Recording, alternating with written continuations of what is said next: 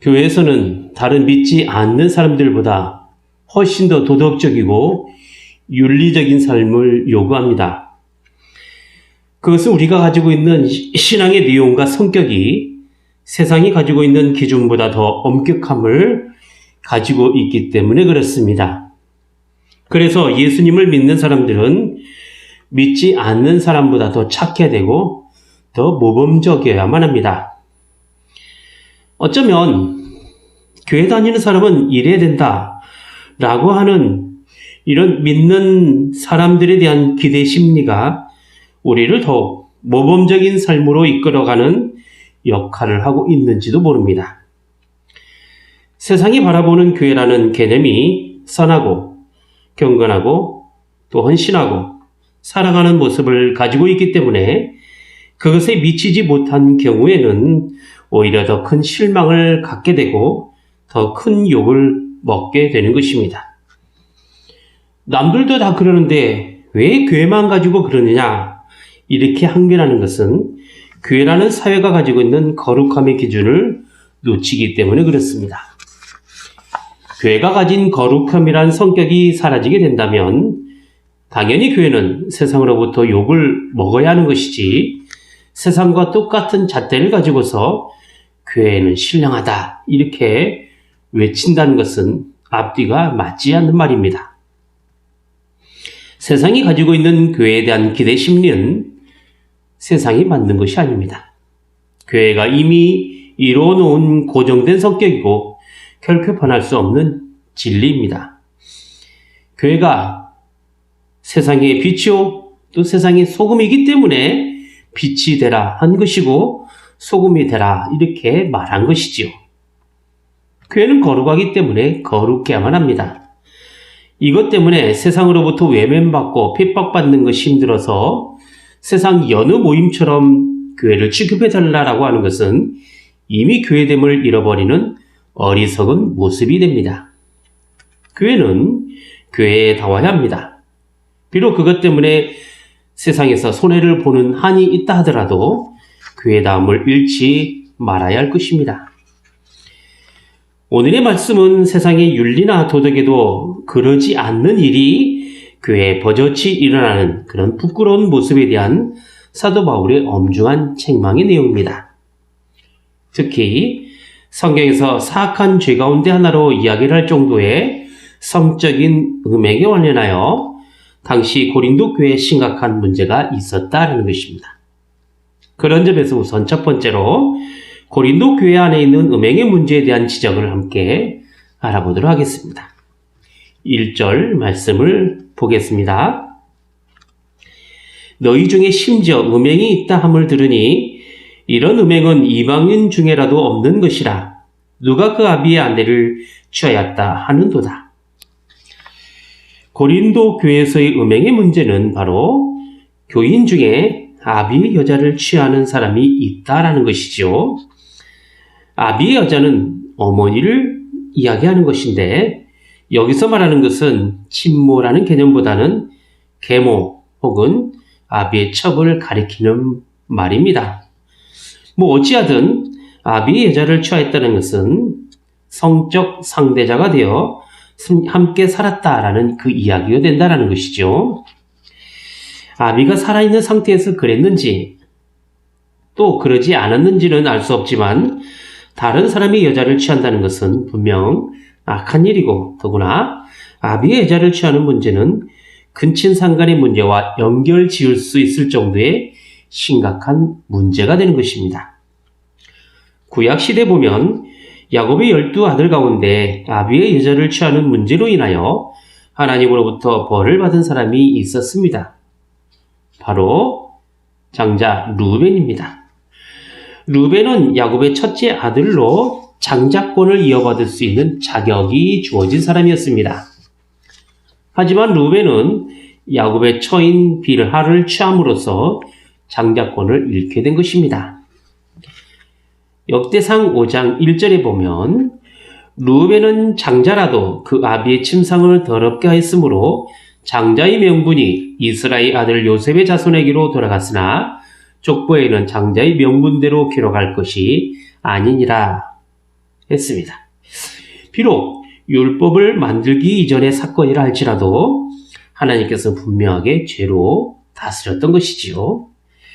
그래서 이후 모세의 율법에 보면 신명기 22장 30절에 사람이 그 아비의 후실을 취하여 아비의 하체를 드러내지 말지니라 라고 하였던 것입니다. 물론 율법이 만들어진 이후에도 같은 일이 반복되었습니다. 다윗의 아들 압살롬이 다윗을 반역하여 왕위를 찬탈하고자 했을 때에도 다윗의 후궁을 취하여 동침하는 일이 있었습니다. 비록 압살롬이 그 아비인 다윗 왕을 미워하는 마음을 이스라엘 사람들에게 알리고자 하는 마음으로 했다 하더라도 분명 율법에 어긋나는 행위를 한 것입니다. 그것도 음행과 관련하여 나타난 행위를 말이죠. 여기에는 타락한 문화에 노출되는 경우와 더불어 인간의 성적인 욕구와 결합되어 나타난 현상이라고 이야기를 할 수 있을 것입니다. 하나님께서 이스라엘을 부르신 것은 수많은 이방 나라로부터 구별되게 하셔서 선택하신 선민으로서의 부르심입니다. 그러므로 이스라엘은 하나님의 말씀에 따라 구별된 삶을 살아야만 합니다. 이것이 율법을 제정하신 근본 목적이라 할 수 있는 것이지요. 오직 하나님만을 섬기는 계명이나 안식일을 기억하여 거룩히 지키는 것이나 여러 세상 도덕적이고 윤리적인 삶이 계명에서 요구되는 것은 하나님께서 택한 사람을 구원하신 그 구원에 합당한 삶이 필요하였기에 주신 것입니다. 따라서 우리가 엄격한 율법의 요구에 따라 살아간다는 점에 있어서 자신이 하나님의 부르심을 받았는가에 대한 구원의 확신을 갖기 위해서는 하나님으로부터 받은 그 구원받은 사람으로 합당한 삶이 과연 무엇인가를 알아가야만 합니다. 하나님께서 당신의 택한 사람들에게 법을 내실 때는 지키면 구원이 되고 안 지키면 구원이 안 되는 개념으로 주신 것이 결코 아닙니다. 하나님을 믿고 구원받은 사람들의 삶의 모습이 어떠해야 할 것인가에 관한 차원에서 율법을 주신 것입니다. 그러니까 구원을 받았으면 이제는 어떻게 살아가야 할 것인가에 대한 문제가 하나님의 율법으로 나타나 있는 것이죠. 이것을 우리가 자꾸 혼돈하게 되면 우리는 율법주의로 가게 된다는 것입니다. 오늘 본문의 당시 시대적 상황을 보게 되면 헬라 문화가 가져온 사회적 영향이 상당히 컸습니다. 특히 고린도라는 도시는 많은 여행자가 드나녔고 상인들이 몰려드는 항구였기 때문에 퇴폐와 향락업소가 참 많았습니다. 그리고 이방 신전에는 여사제들과 함께 그들의 신에게 풍요함을 나타내기 위해서 성적 행위를 일삼는 경우가 많았습니다. 그들의 제사는 일종의 문란한 성행위였던 것이지요. 이렇게 타락한 성적 문화에 노출된 고린도 도시에 사는 교회 구성원들도 자연스럽게 성적 문화의 영향을 받게 된 것입니다. 그리고 그것이 얼마나 하나님의 사람으로 살아감에 있어서 악 영향을 끼치고 있다는 사실을 모르는 채 뚜렷한 선악의 경계도 없이 살아오게 된 것입니다.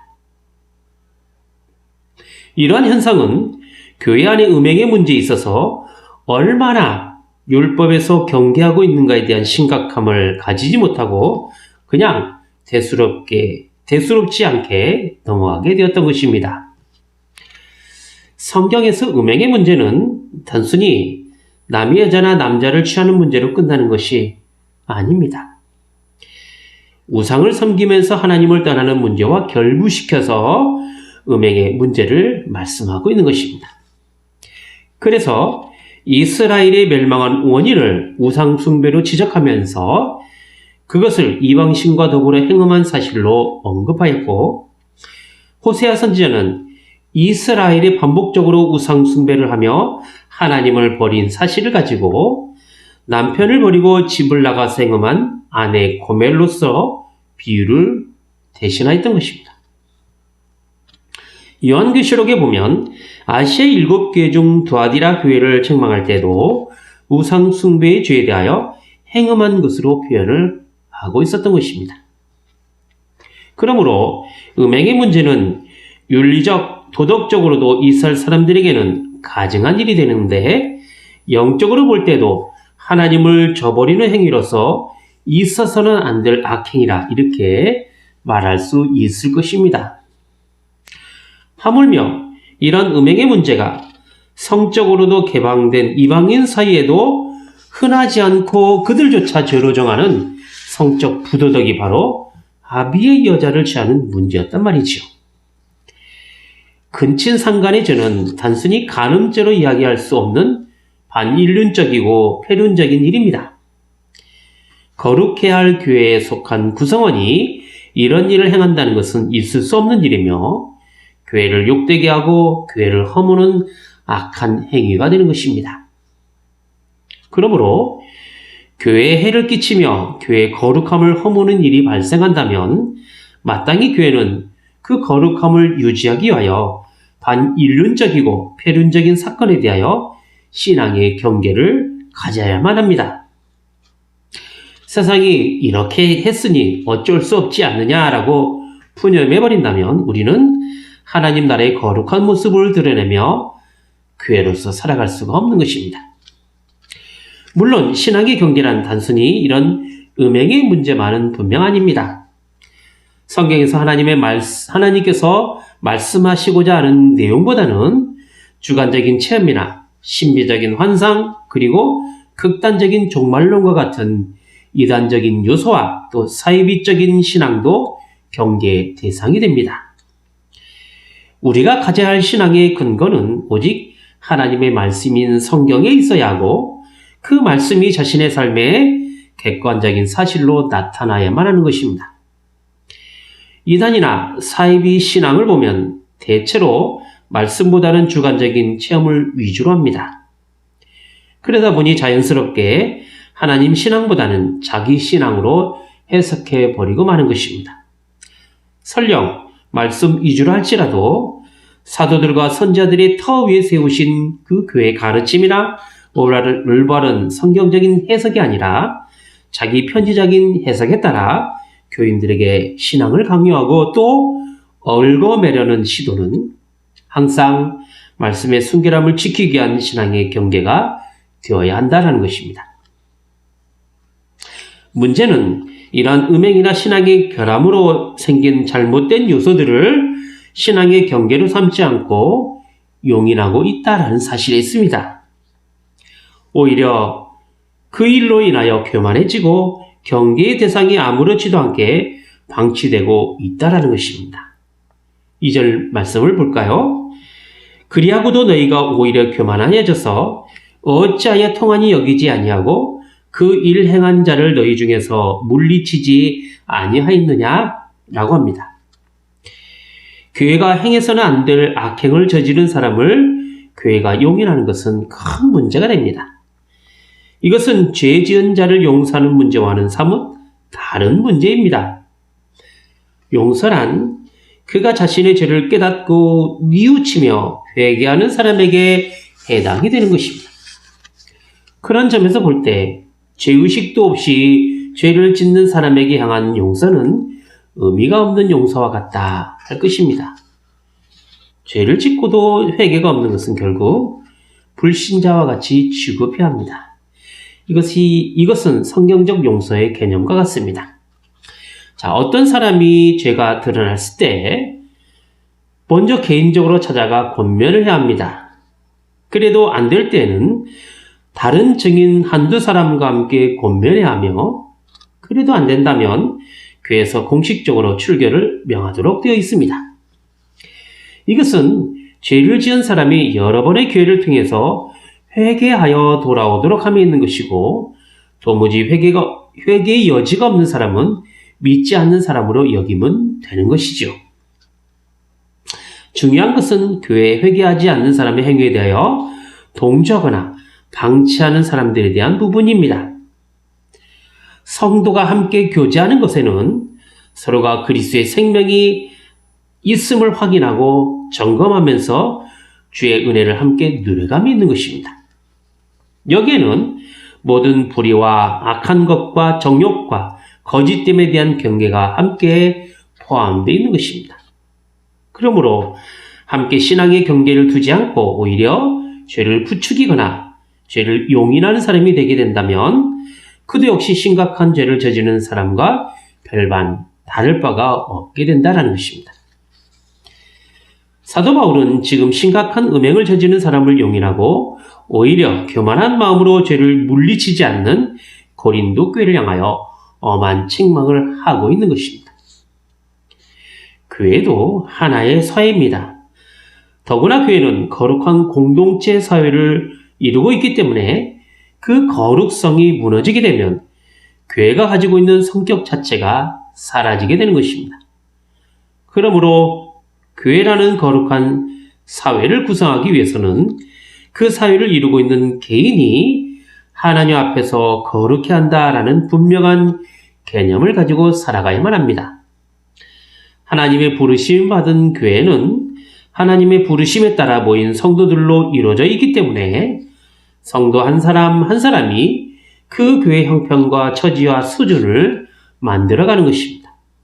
따라서 한 사람의 범죄의 영향력이란 단지 그 한 사람으로 끝나는 것이 아니라 교회 공동체에 커다란 영향력을 끼치게 되는 것입니다. 마태복음 16장 11절과 12절에 보면 이런 말씀이 나옵니다. 어찌 내 말한 것이 떡에 관함이 아닌 줄을 깨닫지 못하느냐? 오직 바리새인과 사두개인들의 누룩을 주의하라 하시니 그제서야 제자들이 떡에 누룩이 아니오 바리새인과 사두개인들의 교훈을 삼가라고 말씀하신 줄을 깨달으니라 했습니다. 예수님께서 바리새인과 사두개인의 누룩을 조심하라고 한 것은 전부를 부풀게 할 만한 능력이 그들의 잘못된 교훈으로부터 나오고 있기 때문에 그렇습니다. 오늘 본문에도 이야기하고 있는 묵은 누룩과 같이 교회에 나타난 나쁘고 죄된 성향은 그 사회를 이루고 있는 많은 구성원들에게 큰 영향력을 끼치게 되는 것이죠. 그래서 교회가 악에 대하여 단호하지 않게 되거나 방치하게 된다면 여지없이 죄의 영향력은 교회를 파괴하고 무너뜨리는 존재가 되고 마는 것입니다. 선한 영향력을 장려하고 추구하는 것은 교회가 가지고 있고 드러내야 될 바른 성격입니다. 그런 점에서 교회는 악은 어떤 모양이라도 버릴 수 있어야 합니다. 다음 두 번째로는 바울이 음행한 사람에 대하여 엄정하게 책망하고 있는 것은 비록 몸은 멀리 떠나 있을지라도 그가 사도의 권세를 가지고 있기 때문이라는 것입니다. 3절 말씀을 보겠습니다. 내가 실로 몸으로는 떠나 있으나 영으로는 함께 있어서 거기 있는 것 같이 이 일 행한 자를 이미 판단하였노라 했습니다. 사도 바울이 고린도전서를 쓸 당시에는 예배소에 있었습니다. 그래서 몸이 떠나 있다라는 표현을 한 것이지요.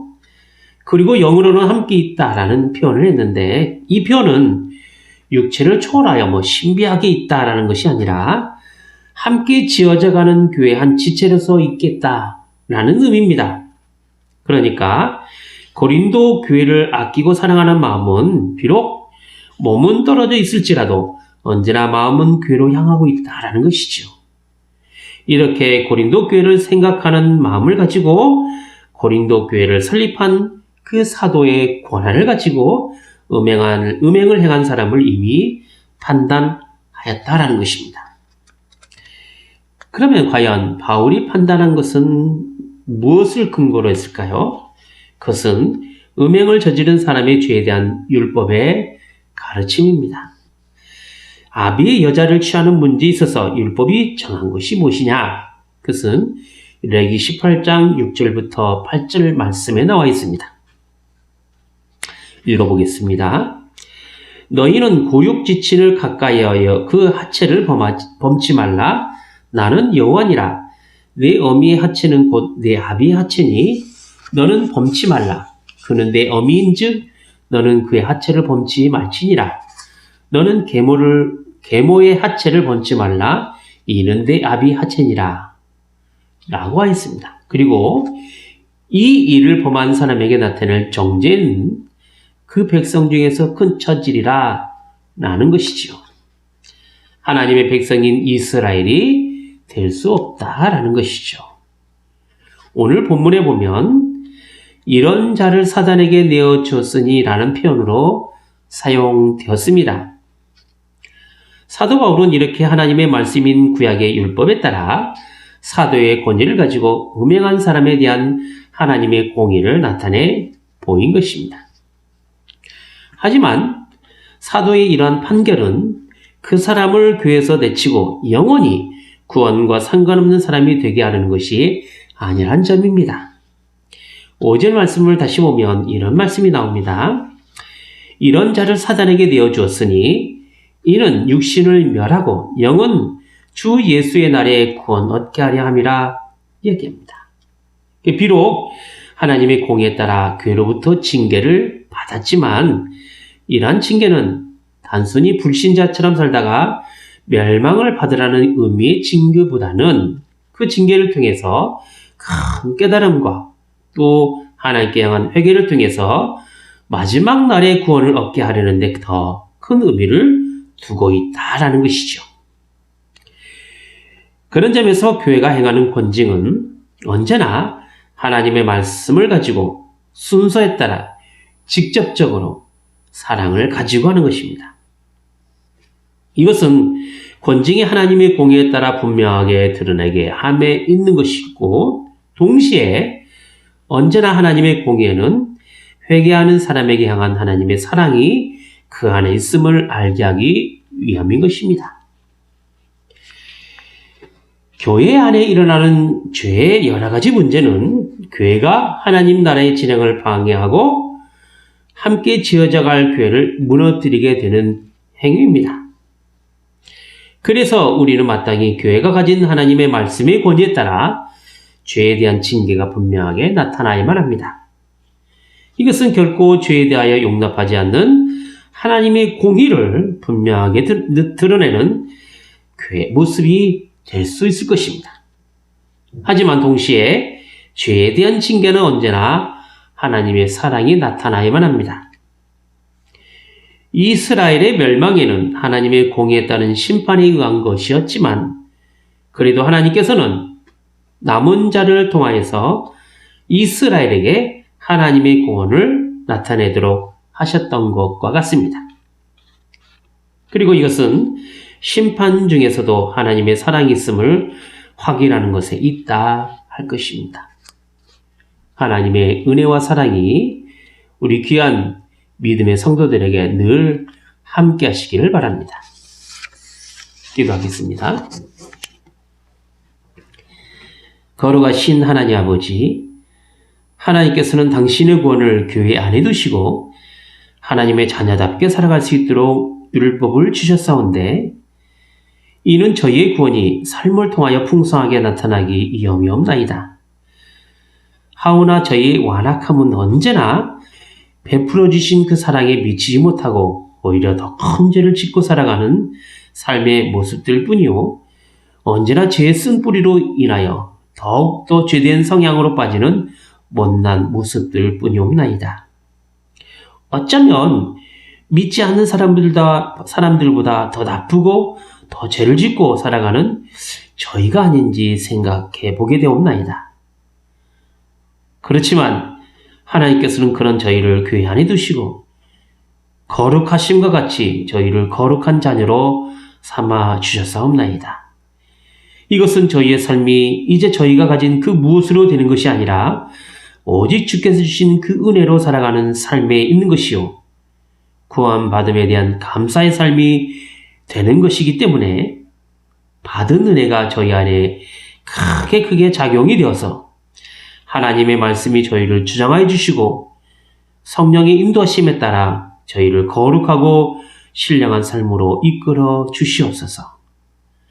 그래서 죄에 대하여는 죽고 의에 대해서는 하나님 안에 살아가는 믿음의 사람들이 다 되게 하여 주시옵소서. 주 예수 그리스도 이름으로 기도하옵나이다. 아멘.